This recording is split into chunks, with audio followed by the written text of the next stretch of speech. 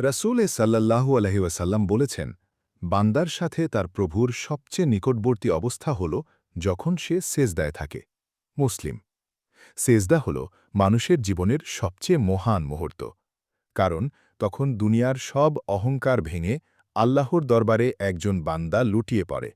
দোয়া চাইলে আল্লাহ শোনেন, ক্ষমা চাইলে আল্লাহ মাফ করে দেন, আর সাহায্য চাইলে আল্লাহ সাহায্য দেন। তাই নামাজকে বোঝা নয়, বরং শান্তির উৎস হিসেবে গ্রহণ করো। কষ্টে ধৈর্য। রাসূল সাল্লাল্লাহু আলাইহি ওয়াসাল্লাম বলেছেন, মুমিনের অবস্থা আশ্চর্যজনক। তার প্রতিটি কাজেই কল্যাণ আছে।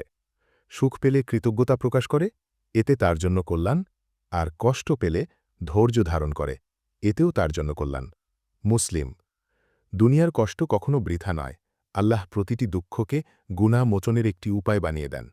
তাই বিপদে ধৈর্য ধরো, কষ্টকে বোঝা মনে করো না, বরং এটিকে রহমতের দরজা ভেবো।